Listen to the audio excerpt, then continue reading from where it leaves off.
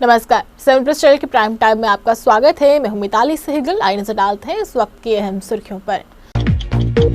जम्मू कश्मीर के अनंतनाग में जैश के 2 मॉडल्स हुए ध्वस्त, 3 हाइब्रिड समेत 11 आतंकी हुए गिरफ्तार।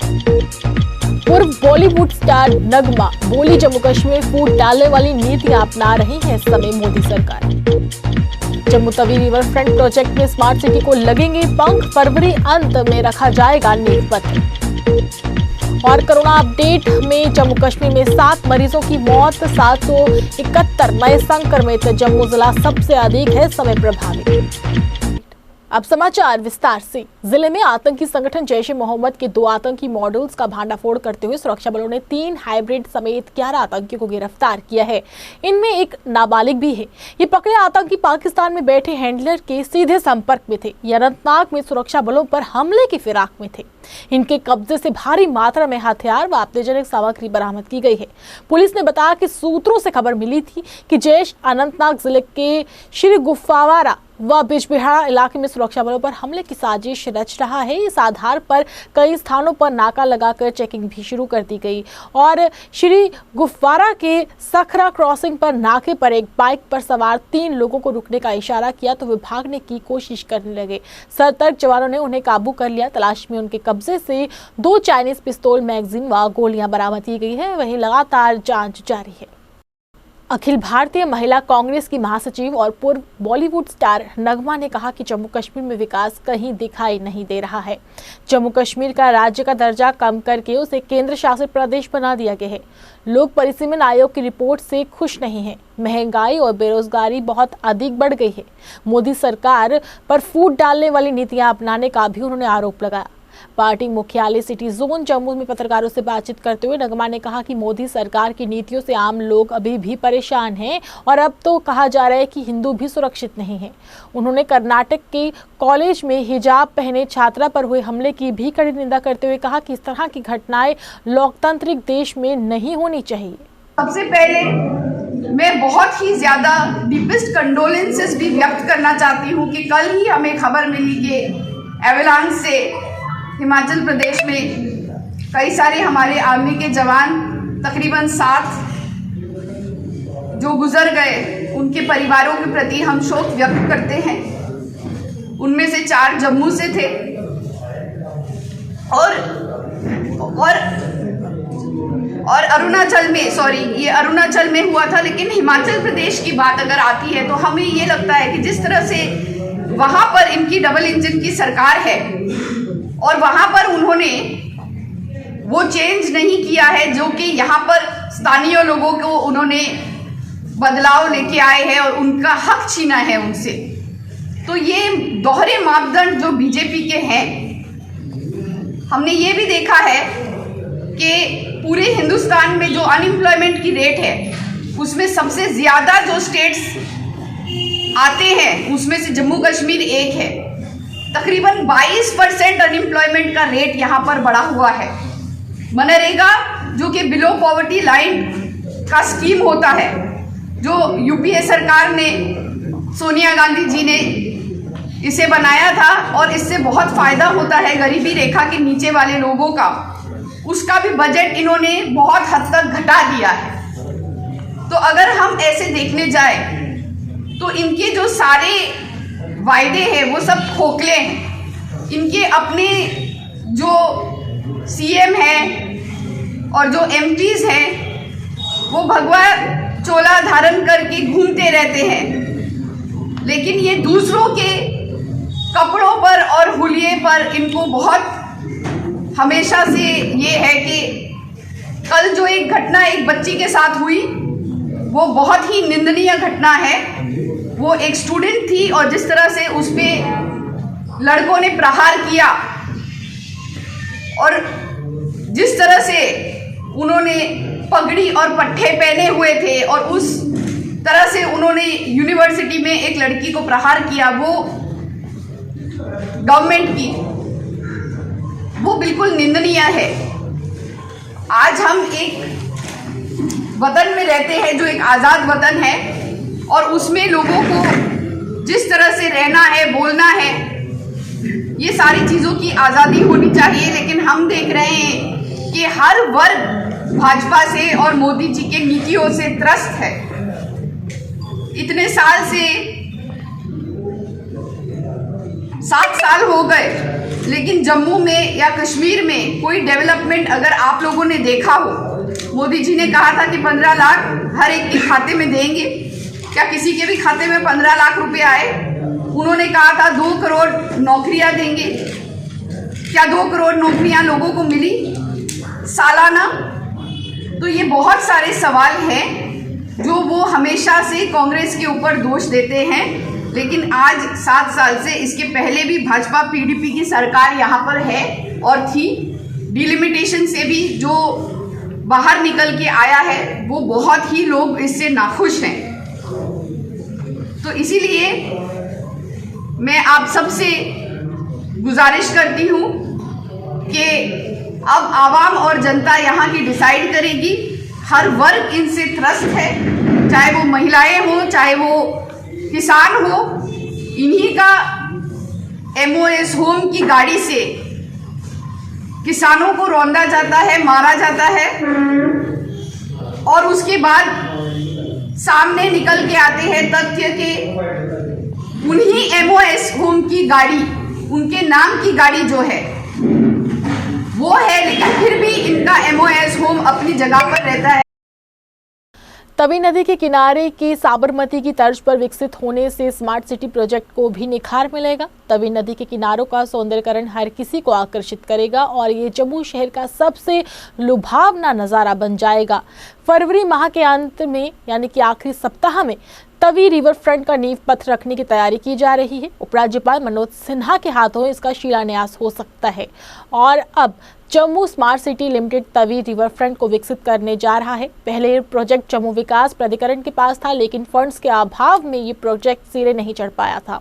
स्मार्ट सिटी लिमिटेड की chief executive officer Avani Lavasa ने 20 जनवरी 2022 को ही दिल्ली की कंपनी को इस काम का ठेका सौंपा है और 20 जनवरी को स्मार्ट सिटी लिमिटेड और श्री बालाजी इंगीकॉन्स लिमिटेड के बीच समझौता पत्र साइन किया गया है और मुख्य सचिव डॉक्टर अरुण कुमार मेहता ने श्रीनगर में Tawi river front development project की समीक्षा के लिए बैठक भी की। बैठक में मुख्य सचिव को बताया गया कि 187 करोड़ रुपए की लागत से 7 किलोमीटर लंबे प्रोजेक्ट को पूरा किया जाएगा।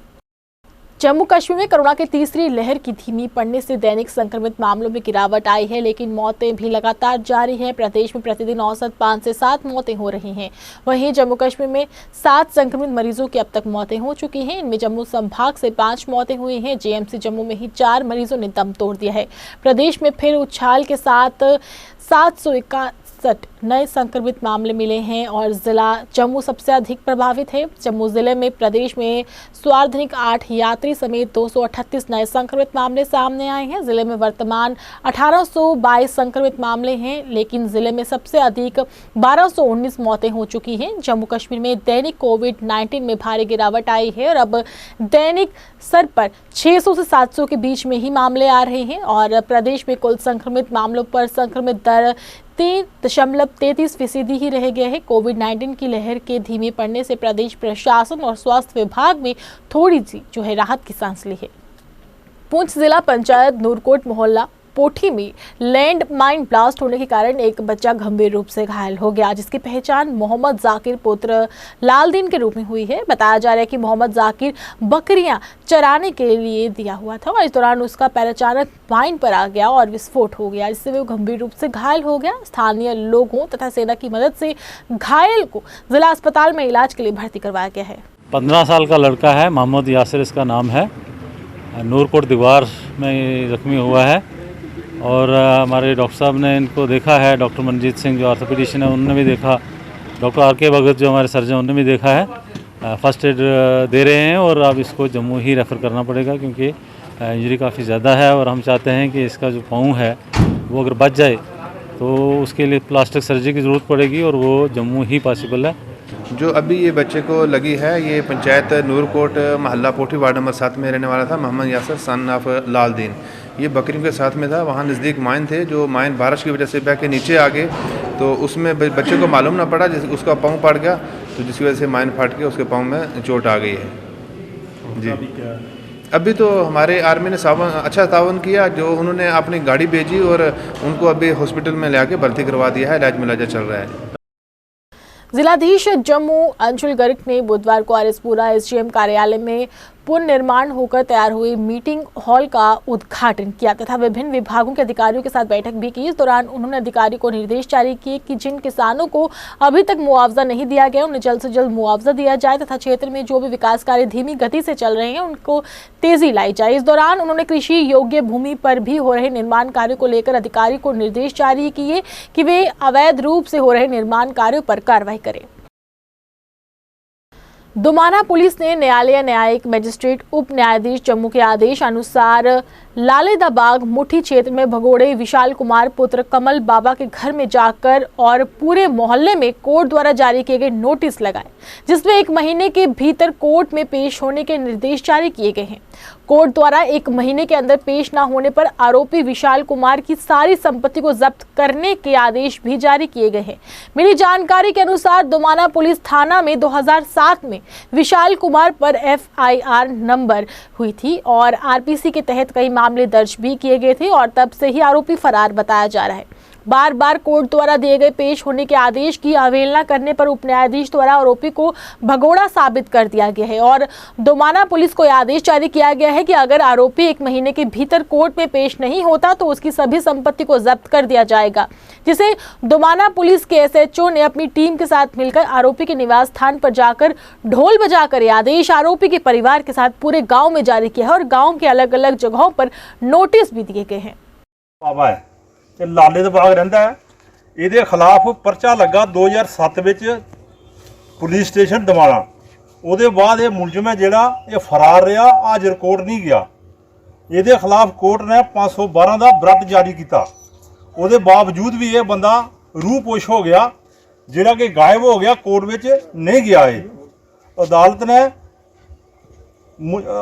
ਮਜਾਜ ਨੇ ਇਹਦੇ ਖਿਲਾਫ ਇੱਕ ਮੁਲਜ਼ਮ ਇਸ਼ਤਿਹਾਰੀ ਕਰਾ ਦਿੱਤਾ ਇਹਨੂੰ और इनू एक महीने का वक्त दिता है।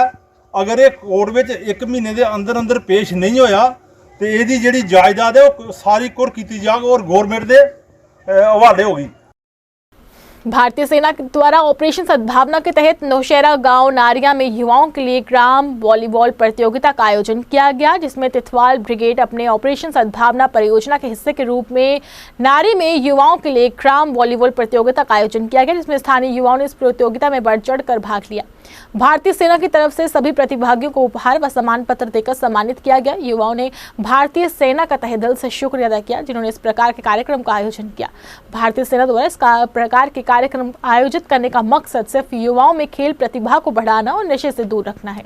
और मैं रानी विलेज से हूँ और देखिए जो भारतीय सेना ने जो ये मैच यहाँ पे करवाया गया है और ये बहुत इनका मैं शुक्रिया अदा करता हूँ और ख़ासकर जो लड़कियों का करवाया गया है, जैसे हम हिंदुस्तान का नारा है बेटी पढ़ाओ बेटी बचाओ और आज उन लड़कियों का हौसला बुलंद करवाया इन सैनिकों ने और मैं इनका अपने दिल की गहराइयों से शुक्रिया अदा करता हूँ जिन्होंने यहाँ हम सब लोगों को मौका दिया और बहुत शुक्रिया अदा करता हूँ और उम्मीद करता हूँ कि हमारा ये जो मौका हमें बार बार ये मिलेगा और फिर से मैं जितने भी भारतीय जवान हमारे साथ खड़े हैं और देखा जाए खासकर ये बॉर्डर एरिया का पिछड़ा हुआ इलाका था, बैकवर्ड एरिया था।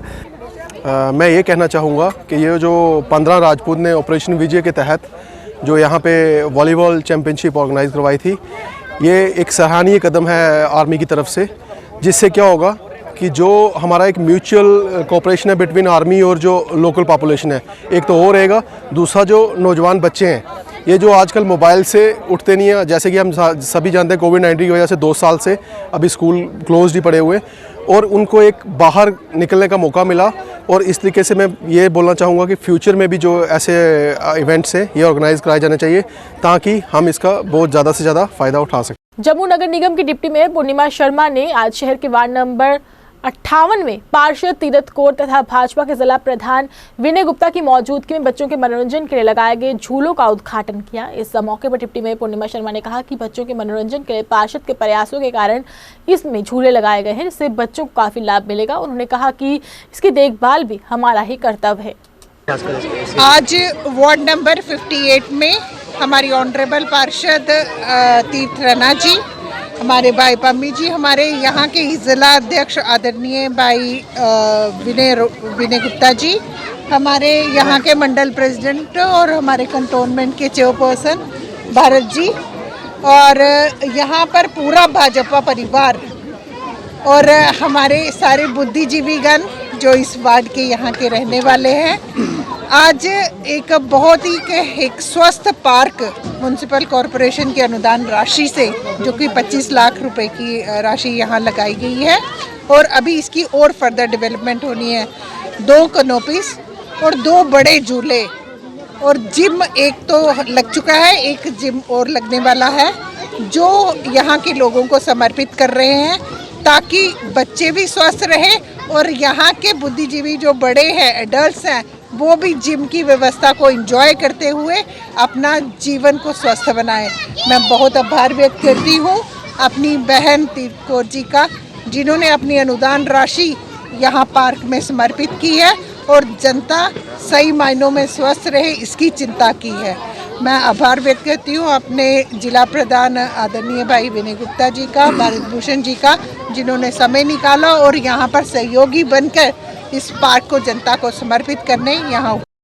हेल्थ एंड मेडिकल एजुकेशन विभाग के आवेदकों ने बुधवार को मांगों को लेकर जोरदार तरीके के साथ प्रदर्शन किया। प्रदर्शन कर रहे आवेदकों की मांग थी कि उनकी फाइनल लिस्ट जल्द से जल्द जारी होनी चाहिए, क्योंकि वे सारी प्रक्रियाओं को पूरा कर चुके हैं। उन्होंने अपनी मांग को दोहराते हुए कहा कि फाइनल सिलेक्शन लिस्ट को जल्द से जल्द जारी किया जाना चाहिए। सर, ये प्रोटेस्ट करने का एक मकसद जो हमारा है, एक नोटिफिकेशन निकलती है health and medical education department की, notification number 2 dated 26/3/2021।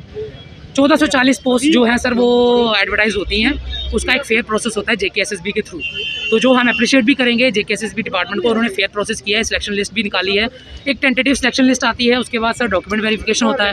Document verification होने के बाद विदिन 2 मंथ्स तो हम एक्सपेक्ट कर सकते थे कि हमारी जो लिस्ट है वो रिलीज़ हो, लेकिन नहीं होती है। हम जेकेएसएसबी के लीगल विंग में जाते हैं, पता करते हैं कि सर क्या हुआ, लिस्ट क्यों नहीं आउट हुई है। वहाँ से हमें पता लगता है एट द एंड कि यहाँ पे तो स्टे चल रहा था काफ़ी देर से। तो एग्ज़ाम्स भी कंडक्ट होते हैं, लॉफुली एग्ज़ाम कंडक्ट होते हैं, लॉफुली सिलेक्शन लिस्ट भी आती है। बाद में पता चलता है कुछ कॉन्ट्रैक्चुअल एम्प्लॉइज़ जो हैं उन्होंने 4 डिफरेंट लीगल विंग्स में इसके ऊपर स्टे लाया है। J&K high court Jammu wing, Kashmir wing, CAT Jammu, CAT Kashmir. इसका क्या मकसद है आप बताएं, इसका क्या मतलब है? एक ही लिस्ट है, एक ही सिलेक्शन प्रोसेस है, 4 स्टेज हैं, आप कितने स्टेज से लड़ेंगे? तो जी स्टे भी हटता है J&K के हाई कोर्ट में, कश्मीर के हाई कोर्ट में हटता है, और ये ऑर्डर दिया जाता है कि इस लिस्ट को फॉरवर्ड किया जाए और इस लिस्ट को रोका ना जाए। हाँ, 7 पोस्टें रिजर्व की जाए। सर रिजर्व क्यों की जाए? क्या वो 7 बच्चे जो रिजर्व होंगे, क्या उनका हक नहीं मारा जाएगा? क्या उन्होंने फेयर प्रोसेस में पार्टिसिपेट नहीं किया? बिल्कुल किया उन्होंने। और हम ये चाहते हैं कि विदाउट एनी स्टे ये 1440 पोस्ट आप रिलीज़ कीजिए। अगर आपको कॉन्ट्रैक्चुअल्स को सपोर्ट करना है या उनके लिए कोई एक रेगुलराइजेशन पॉलिसी लानी है, वी आर। विभिन्न सरकारी विभागों में आवेदन कर चुके आवेदकों ने बुधवार को जेकेएसएसबी के खिलाफ भर्ती प्रक्रिया रद्द किए जाने के खिलाफ जोरदार तरीके के साथ प्रदर्शन किया। सरकार के इस फैसले को युवा विरोधी करार देते हुए उन्होंने कहा कि सरकार युवाओं को रोजगार देने के बजाय उनसे रोजगार छीनने का कार्य कर रही है।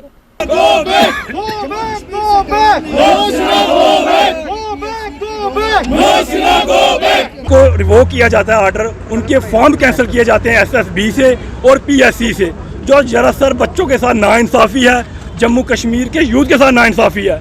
आप चाहे नज़र डालें 2014 से 2022 है, आज तक एक भी जॉब इन्होंने बिना मांगे बच्चों के प्रोटेस्ट के एक भी जम्मू में जॉब दी हो इन्होंने।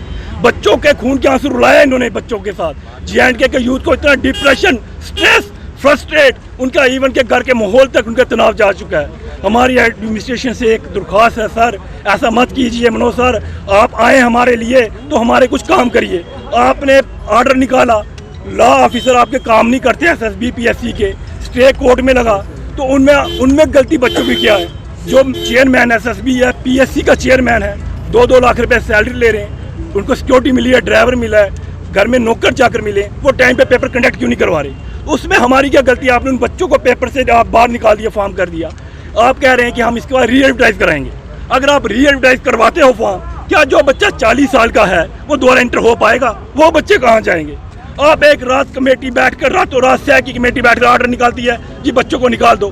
2017 में सत्यपाल मलिक जी आए, उन्होंने फाइलें सह की ऑर्डर दिए कि सभी बच्चों को रिक्रूट करो।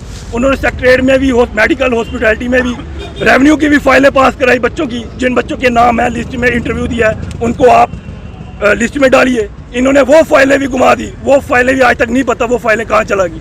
ये रातों रात ऑर्डर निकालते हैं, रातों रात बच्चों को वहाँ से घर से बेघर कर देते हैं। रोजगार की मांग को लेकर पिछले लंबे समय से प्रदर्शन कर रहे युवाओं के समर्थन में शिवसेना बाला साहेब ठाकरे की प्रदेश इकाई द्वारा जोरदार तरीके के साथ प्रदर्शन किया गया और सरकार से मांग की गई कि जो युवा बेरोजगार हैं उन्हें रोजगार दिया जाए और उनकी मांगों को जल्द से जल्द पूरा किया जाना चाहिए। प्रदर्शन की अध्यक्षता पार्टी के राज्य प्रधान मनीष साहनी कर रहे थे, जबकि इस मौके पर काफी संख्या में पार्टी कार्यकर्ता भी मौजूद थे। जी, सबसे पहले तो जो बॉर्डर बटालियन के जो आवेदक थे उनके साथ जो कल बर्बरता पुलिस बल ने दिखाई, लाठीचार्ज किया गया, कई घंटे उनको पुलिस थानों के अंदर डिटेन रखा गया, उसकी हम कड़े शब्दों के अंदर निंदा करते हैं। देखिए, ये सरकार की ही नीतियां हैं जो जम्मू कश्मीर के स्थानीय युवाओं को सड़कों पर आने के लिए मजबूर कर रही है। जम्मू कश्मीर के अंदर बेरोजगारी का आंकड़ा लगातार बढ़ता जा रहा है, अन्य राज्यों के मुकाबले, और बेरोजगारी के अंदर इस समय जम्मू कश्मीर चौथे पायदान पर खड़ा है। सरकार ने इसके अंदर और इजाफा करते हुए 31 अक्टूबर 2019 से पहले की तमाम भर्ती अधिसूचनाओं को रद्द करने का निर्णय ले लिया है। उसके बाद की बात करें तो 2020 के अंदर भी ऑनलाइन कई आवेदक आए हैं, अधिसूचना जारी की गई हैं, जिसमें चतुर्थ श्रेणी के लोग हैं, 8575 जॉब हैं, रिक्त पद हैं जिनको भरने का 2020 के अंदर वादा किया गया था, उनको आज तक पूरा नहीं किया जा सका। स्टेनो, असिस्टेंट स्टेनो, कई टेक्नीशियन, ड्राइवर, दर्जनों भर्तियों की जो है फाइलें सचिवालय के अंदर धूल चाट रही हैं।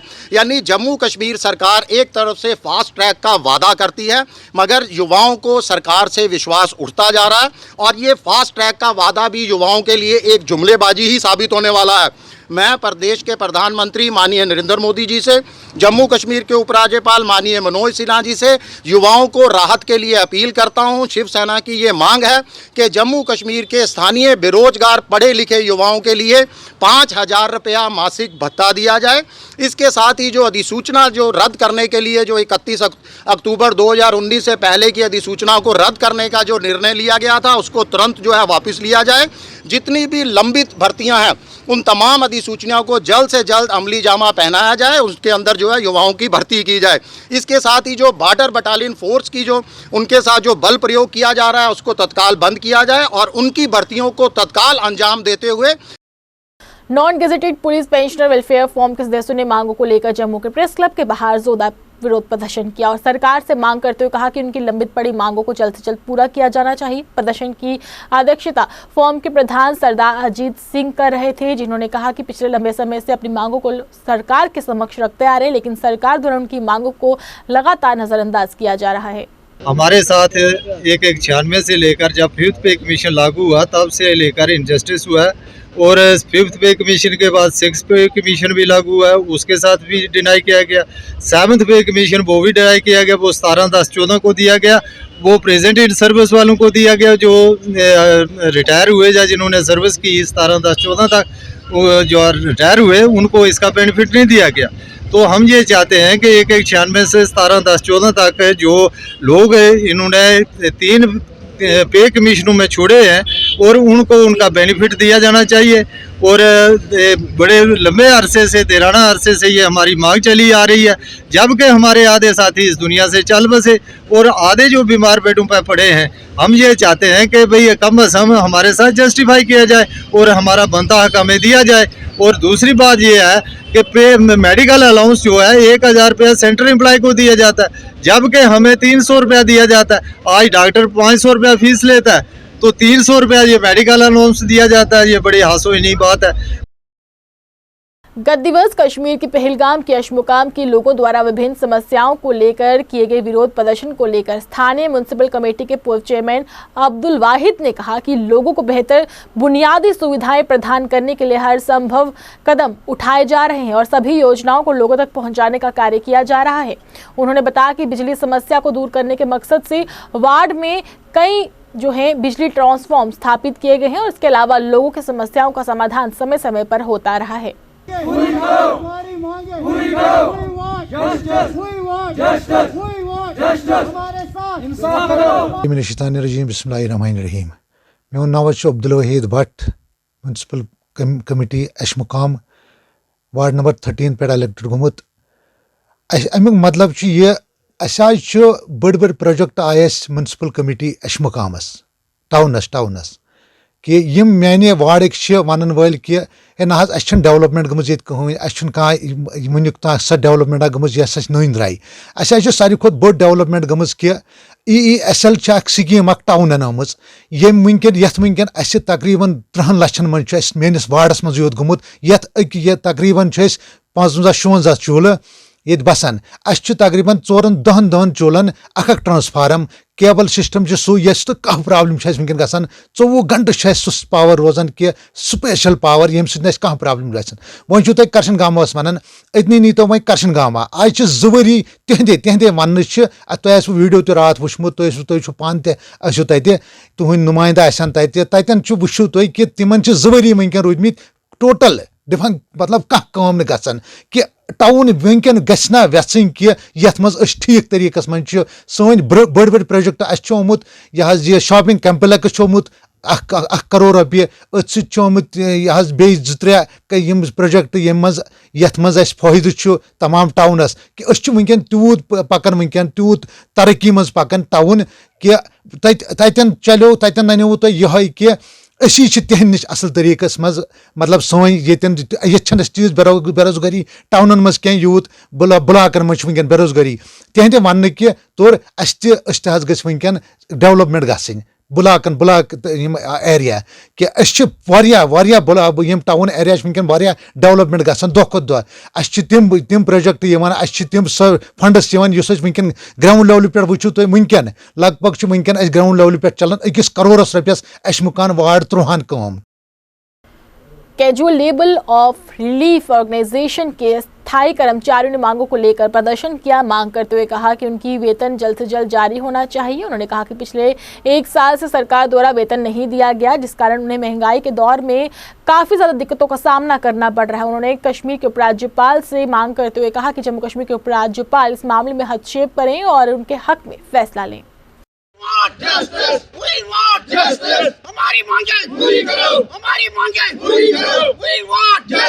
रिलीफ ऑर्गेनाइजेशन में पिछले 15 साल से काम कर रहे हैं एज ए डेली वेजर, लेकिन हमारा मसला ये है कि पहले हम आपकी शुक्रगुजार हैं आपकी मीडिया पर्सनों से जो हमारी बात आगे पहुंचाते हैं और आप हमारे लिए आते हो इधर। सर हमारा मसला ये है कि हमारी सैलरी 1 साल से बंद है। हमने यहाँ से बजट भी भेजा था, हमारे यहाँ से सब कुछ हुआ है, लेकिन वहाँ से आगे कुछ स्किप हुआ है उनको, जिसकी वजह से वो हमारा सैलरी तब से पेंडिंग है। सर हम गवर्नमेंट से रिक्वेस्ट करते हैं कि हमें जो पेंडिंग सैलरी है वो हमें दिया जाए, क्योंकि हम बहुत परेशान हैं, हमारी फैमिली सफ़र हो रही है, हमारे बच्चे भूखे मर रहे हैं, हमारे स्कूलों से बच्चों को निकाला जा रहा है। सर हम गवर्नमेंट से और एडमिनिस्ट्रेशन से और लेफ्टिनेंट गवर्नर साहब से रिक्वेस्ट करते हैं कि हमारी सैलरी जल्द अज जल्द गुजार किया जाए, हमारी यही मांग है। क्या कमिश्नर साहब का क्या इसमें, कमिश्नर कितनी हेल्प कर रहे हैं आपकी? कमिश्नर साहब हमारी बहुत सपोर्ट कर रही है इसमें, लेकिन आगे से कोई पता नहीं चल रहा है कि आगे बोल रहे उधर जाओ। हम 1 साल से थक गए हैं टेबल से टेबल घूम के, लेकिन हमें कुछ भी नहीं हो रहा है। अब लास्ट में हमारे यही हुआ है कि हम यहाँ धरना प्रदर्शन कर रहे हैं, इसलिए कि हमारी मांग को आगे बढ़ाया जाए कि हमारी जो सैलरी पेंडिंग है वो गुजार किया जाए। जम्मू शहर के बाहरी क्षेत्र मिश्रीवाला के साथ लगते गांव पंडोरिया के किसानों ने सरकार से मांग की कि नहरों का सफाई कार्य जल्द से जल्द शुरू किया जाना चाहिए। किसानों का कहना है कि विभाग द्वारा नहरों का पानी तो बंद कर दिया गया है, लेकिन अभी तक सफाई कार्य शुरू नहीं हुआ, जिस कारण किसानों को जो ज़रूरत के समय पानी नहीं मिल पाता और उन्हें जो है इस समय पानी की जो उम्मीद है मिलने की वो काफ़ी हद तक कम नज़र भी आ रही है। मैं जसवंत सिंह गांव पंडोरिया का रहने वाला हूं, किसान हूं, और हम ये कहना चाहते हैं सरकार से कि जो नहर बंद हुई है पानी वाली, तो उसमें जो लोगों को पानी दिया जाता है उसकी सफाई के लिए जो बंद की है नहर, ये जो सफाई के लिए नहर बंद की है ये ठीक टाइम से सफाई होनी चाहिए, क्योंकि ये जब 5-7 दिन रहते हैं तो तब सफाई करते हैं, इसमें अच्छी सी सफाई हो नहीं सकती है, क्योंकि आगे जो इनके सूबे हैं, ब्रांचें हैं, जैसे 3C है हमारा, ये सूबा नंबर 3C, तो उसमें जो सिल्ट वगैरह निकालते हैं वो जल्दी थोड़ी निकालते हैं, तो सूबे ऐसे ही भरे रहते हैं। हम चाहते हैं गवर्नमेंट को ये रिक्वेस्ट करना चाहते हैं कि ये इनकी जो सिल्ट है जल्दी से जल्दी बाहर निकाल दी जाए, ताकि जो पानी है उसमें कोई रुकावट ना हो। और मैं ये आज आपके माध्यम से अपनी ही गवर्नमेंट को, अपने ही अफसरों को और इरीगेशन डिपार्टमेंट को, खासकर माननीय हमारे महोदय गवर्नर जी को यह अपील करते हैं कि जैसे हमारे गांव में आप पंडोरिया में आए हैं आपके माध्यम से, क्योंकि हमारा जो गांव है पूरा ही एग्रीकल्चर गांव है, जहां सब्जी बोल लगती है, जैसे पक्खियाँ हैं, पंडोरियाँ हैं, जुंगबड़ी है, गड़ी है। लेकिन हमें दो प्रॉब्लम है कि पहले भी जो हर साल नहर बंद होती है, लेकिन नहर को तब जब खोलते हैं उसके 10 दिन पहला इस नहर की सफाई शुरू होती है, इस नालों की सफाई शुरू। जैसे हमारा नाला 3C पंडोरिया से चलता है, ऊपर 3B है, -3 भी है। हम चाहते हैं कि अभी 20 दिन हो गया नहर को बंद हुए, लेकिन कोई ठेकेदार कोई भी इधर आके किसी ने सफाई का काम शुरू नहीं किया। हम ये गुजारिश करना चाहते हैं, जब 10-15 दिन नहर को होते हैं खुलने को, तब ठेकेदार आता है, ऊपर की सफाई करके चला, अच्छे नहर नहीं सफाई कर सकते। हम ये कहते हैं कि 1-2 दिन में इस नालों का सफाई शुरू की जाए, ताकि किसानों को पानी मिल सके, क्योंकि किसान पानी के बिना नहीं रह सकते, इसलिए किसानों की पानी की बहुत ज़रूरत है। दूसरा जो हमारा मसला हांडे का, जब नहर बंद होती थी हमें सब सिटी पर एग्रीकल्चर वालों ने हांडे लिए थे। जैसे हमारे पास 30 हांडे हैं इस गांव में, लेकिन 3 साल से हमें कैरोसिन तेल नहीं मिला, वो कैरोसिन से ही चलते हैं। हमने श्यामलाल शर्मा साहब से भी हमारी बात हुई थी, उन्होंने भी हमें भरोसा दिलाया। लेकिन हम ये कहना चाहते हैं कि अभी नहर बंद हो चुकी है, अभी 2-4 दिन के बाद धूप निकलेगी, हमारी फसलें ख़राब हो जाएगी। हम चाहते हैं कि हमें सब सिटी पर जिसके पास हांडे हैं, जिनको हांडे दिए हैं, वो 50 लीटर कैरोसिन तेल दिया जाए, ताकि जो हमारे 2 महीने हैं वो अच्छे तरीके से हम, क्योंकि जैसे माननीय मोदी जी ने किसानों के बारे में बहुत कुछ सोचा है, बहुत ही स्कीमें निकाली हैं। जैसे हमारे किसानों को 2000 6,000 साल का मिलता है, वो किसानों के लिए बहुत कुछ सोच रहे हैं। हम उनका दरबार करते हैं, खासकर पार्टी का भी और माननीय मोदी साहब से यही चाहते हैं कि किसानों की दिक्कतों के, किसान एक ऐसा है जो परमात्मा का सेकंड रूप है। अगर किसान है तो देश है, किसान है तो समाज है। Jammu Kashmir religion tourism culture and heritage के मुख्य संयोजक महंत राजेश पिट्टू द्वारा आज एक पत्रकार वार्ता का आयोजन कर जानकारी दी गई कि उनके संगठन की तरफ से जम्मू संभाग में परिक्रमा यात्रा निकाली जा रही है, जिसका मकसद लोगों को, खासकर युवाओं को जागरूक करना होगा। उन्होंने बताया कि लोग रोजाना मंदिर में 2 घंटे के लिए पहुंचे, इसके लिए भी वे जागरूक किया जाएगा। राधा कृष्ण मंदिर के अंदर जो हमारे साथ तरसेम शर्मा जी, जो religious tourism and heritage culture society के एडवाइज़र भी हैं, श्री बद्रीनाथ शर्मा जी हैं, मणिगिरी जी हैं और बाकी सारे साथी हमारे हैं। आरसपुरा के अंदर, परमंडल के अंदर, और पहला चरण जो परिक्रमा यात्रा का है वो जम्मू से शुरू होगा, माँ बावे वाली की चरणों से, और वो यात्रा पीरखो से होती हुई राधा रुक्मिणी मंदिर, धाऊ जी के मंदिर, चिंतपूर्णी मंदिर, और वहाँ जिसका विश्राम जहाँ होगा वो मुबारक मंडी हेरिटेज सोसाइटी के जो जहाँ हमारा प्रांगण है उसके अंदर, और गदाधर महाराज जी के दर्शन करते हुए वहाँ एक भव्य सत्संग का आयोजन हुआ है, कि जिसमें जो हमारे भागवत करने वाले, रामायण के गाता सारे वो वहाँ पे सत्संग भी करेंगे। और इसका विशेष जो मैसेज जो निकलेगा, संदेश निकलेगा, वो संत समाज के मुखारबिंद से हमारे मंडलेश्वर महंत सभी लोग उसका आशीर्वाद देने आ रहे हैं। तो ये यात्रा पहला चरण होगा। दूसरा चरण हमारा कालूचक से प्रमंडल उत्तरवाणी से होता हुआ बाबा सिद्ध गोरिया के दर्शन करके ये यात्रा जो है जख में समाप्त होगी। और तीसरा चरण जो है ये आरसपुरा में, उस दिन हमारा एक आयोजन 3 दिन का होगा, उसकी समाप्ति वाले दिन, विश्राम वाले दिन ये यात्रा जहाँ से जाएगी और पाकिस्तान की बिल्कुल सरहद के सटे हुए मंदिर श्री रामचंद्र जी रघुनाथ जी के मंदिर में जा कर के वहाँ विश्राम होगा। मैं तमाम जितने हमारे साथ जुड़े हुए लोग हैं, चाहे वो राधा माधव ट्रस्ट की ओर से हैं या रिलीजियस टूरिज्म की ओर से है, इंटरनल हिंदू फाउंडेशन के ओर से हैं, हमने एक आह्वान किया कि राष्ट्र के नाम 2 घंटे मंदिर के नाम, हर लोग जो हैं 2 घंटे चाहे मंदिर में आए, हर लोग मंदिर के साथ जुड़े, इसी का संदेश लेकर के ये यात्रा जो हमने निकाली है, और यात्रा परिपूर्ण हो, संपूर्ण हो। जम्मू कश्मीर में विधानसभा सीटों के पुनर्गठन हेतु परिसीमन आयोग द्वारा दी गई रिपोर्ट में सुचेतगढ़ विधानसभा सीट को खत्म किए जाने पर विभिन्न राजनीतिक दलों जो है दोबारा आयोग के खिलाफ आंदोलन लगातार जारी कर रहे हैं और बुधवार को भी विभिन्न राजनीतिक दलों के नेताओं तथा कार्यकर्ताओं ने एकजुटता दिखाते हुए जोरदार तरीके के साथ प्रदर्शन किया और चेतावनी देते हुए कहा कि अगर जल्द से जल्द आयोग द्वारा अपने इस फैसले में बदलाव नहीं लाया गया तो आने वाले दिनों में बड़ा आंदोलन किया जाएगा। प्रदर्शन की में कांग्रेस नेता चौधरी मोहन सिंह, नेशनल कॉन्फ्रेंस के नेता नरेश बिट्टू, प्रदेश कांग्रेस सचिव पंडित पवन रैना व अन्य लोग भी इकट्ठे थे। और स्टेकर के साथ जो इन्होंने भारतीय जनता पार्टी ने जो सरकार ने ब्लंडर किया है उसी सिलसिले में आज लोग इकट्ठे हुए हैं और ये धरना प्रदर्शन किया हमने। आज ये धरना प्रदर्शन लगातार चलेगा जब तक सरकार जो अपना फैसला जो डिलिमिटेशन की रिपोर्ट है जो ड्राफ्ट को वापस नहीं करेगी उसके विरोध में हम सब पार्टियां मिलकर सब लोग मिलकर हल्का छत्तीसगढ़ को प्रोटेस्ट कर रहे हैं। जब तक ये सरकार हमें वापस नहीं करेगी तब तक हमारा आंदोलन जारी रहेगा। इसके बाद जब हमारा यहाँ से प्रोग्राम खत्म होता है हम एक जगह बैठ के सलाह करके सब नेता से उसके अगली स्ट्रेटजी बनाएंगे हमें क्या करना है। हमें कंटिन्यू प्रोटेस्ट रखना है। हमें 2 दिन 4 दिन बाद जैसे भी हमारे नेता फैसला लेंगे सब मिलके हम उसके मुताबिक चलेंगे। हमें ये लगातार जब तक डिलिमिटेशन कमीशन इसे वापस नहीं करता तब तक हम शांति से नहीं बैठेंगे। हमारे लोग टर्न में टर्न आते जाएंगे, टर्न में। आइए चलते चलते एक बार फिर से नजर डालते हैं इस वक्त की अहम सुर्खियों पर। जम्मू कश्मीर के अनंतनाग में जैश की 2 मॉडल्स हुए ध्वस्त, 3 हाइब्रिड समेत 11 आतंकी हुए गिरफ्तार। पूर्व बॉलीवुड स्टार नगमा बोली, जम्मू कश्मीर फूट डालने वाली नीतियां अपना रही है इस समय मोदी सरकार।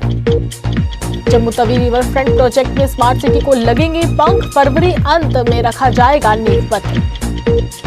और कोरोना अपडेट में जम्मू कश्मीर में 7 मरीजों की मौत, 771 नए संक्रमित। जम्मू जिला सबसे अधिक है समय प्रभावित। 7+ चैनल के प्राइम टाइम में बस इतना ही। मुझे हमें टीम को दीजिए इजाजत तो आप देखते रहिए 7+ चैनल। नमस्कार।